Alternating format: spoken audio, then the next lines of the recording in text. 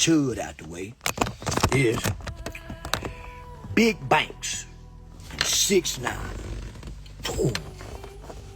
Probably go down in history as one of the most legendary sit-downs in ultimate defeat of the gangster rap culture. I gotta say it. I gotta say it. The 6ix9ine interview with Big Banks is the ultimate defeat of the hip-hop gangster culture. We might can go back to start having rap artists like Cool Mo D, dancing rappers like LL Cool J. Huh? I got a lash appointment at 1, so you want to take me? Oh, I'm gonna let you take the car. It's gonna take like 3 hours. Okay. Okay. No, I'll probably take you. So check this out, right? 6ix9ine is 6ix9ine has a production team. He has a production mind. He's very skilled. He's very tactical in interviews and editing and putting out the good. His team gonna make you good. He know how to control his narrative. He been trying to sit down with the rap world. He been trying to sit down in the rap world. They been shunning him. They wouldn't let him in. Mexican boy. But you gotta think, homie, the Mexican boy came and played to the fullest. Put on. So check in, right? He grew up with, he took on us. Come being real with us. So when he give up he take his lick. He don't run from the shame of telling. He don't run from it. He come out and say, man, I did this. He take his lick like a man. He don't come back and still try to be a street. He come take his lick and say, I done fell from grace.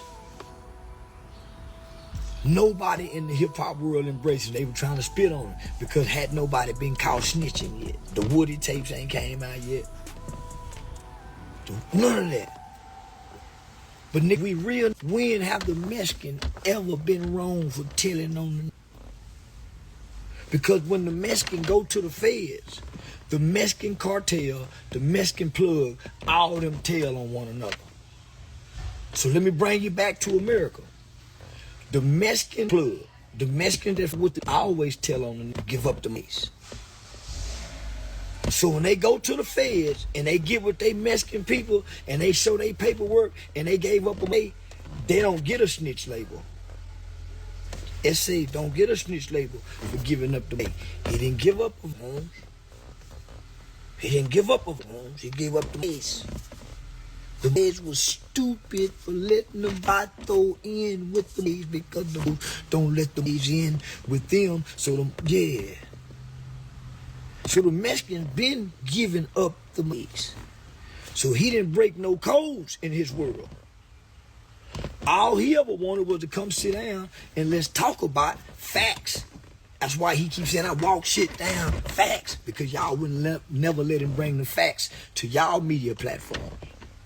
Or if y'all did, y'all tried to shame him, y'all tried to ridicule, y'all moved the goalpost for other people. So I remember telling Banks a year ago, say, Banks, you either street or you go do journalism.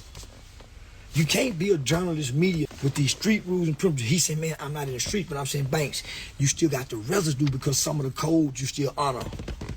You won't call 911. You won't ever say it's all right for somebody to call the police, Banks. But as a journalist, as a media person, you have to be able to say that on camera in front of the world. You have to, homie, to be able to grow, or you put yourself with this glass ceiling, is what I told him.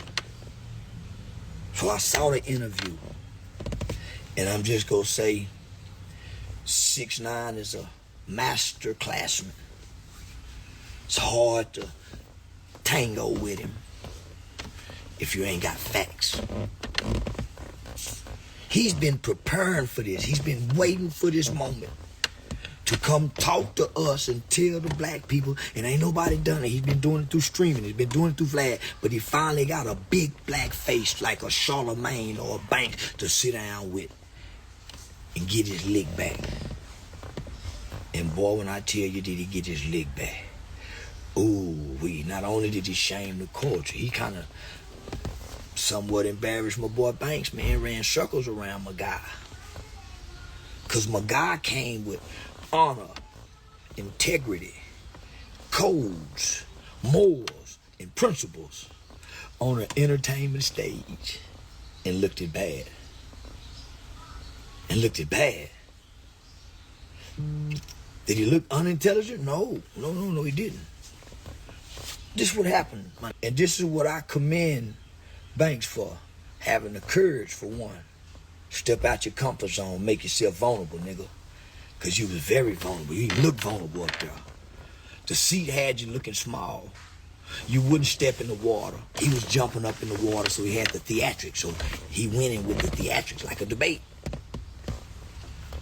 Then Banks, as a street from Atlanta, that's got the history that he has, that he's trying to shed and walk away from. This nigga was submerged in the elements of what you think a street should be and would be and is. And he's trying to emerge from that to kind of straddling the fence to transforming into what we would say a media entertainment guy. But all of his friends still streets, and he still get phone calls from the streets saying, man, why don't sit with that? So he still got a little residue that bothers him. So let me stick to what I'm saying. Let me stick to what I'm saying. Follow me. So this street, thoroughbred street, done left the trap of Atlanta and came and sat on a visibly well-choreographed. It was a Nickelodeon type set that this street owned. What do you mean by Nickelodeon type set? He lost with the colors. 6ix9ine got all his rainbow colors up there with a big ass TV behind him that says facts. And he could put the technology and work it. It got the sound system.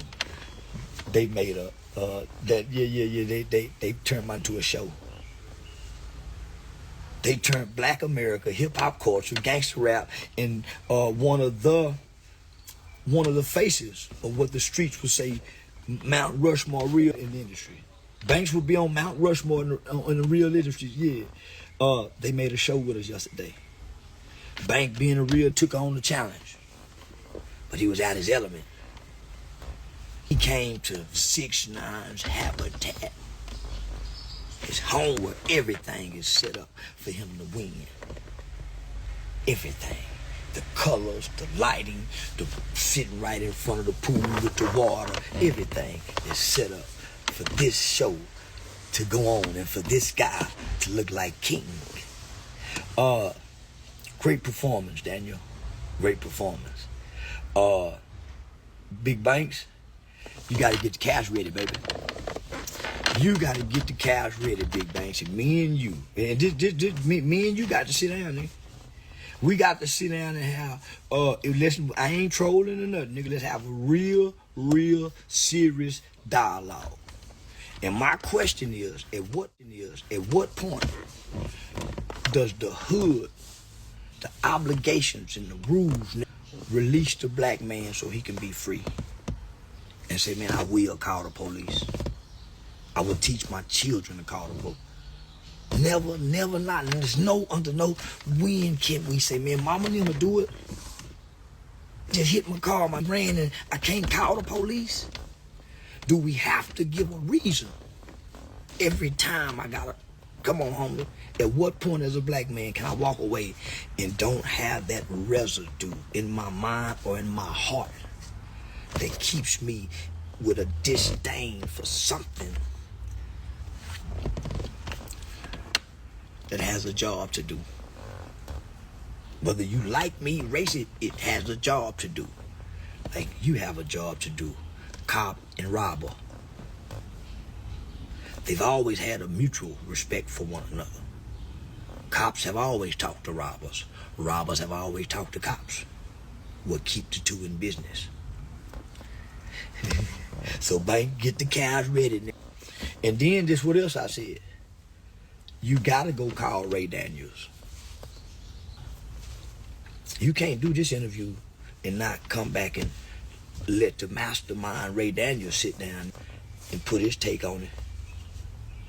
So nigga got some work to do over at Revolt TV. Y'all need me and Banks needs to have a one-on-one sit down. Then Ray Daniels come in with a one because this 6ix9ine destroyed black hip hop with truth and facts. I showed the hypocrisy of it. But what I just seen the other day, 6ix9ine destroyed our culture single-handedly with the truth and facts.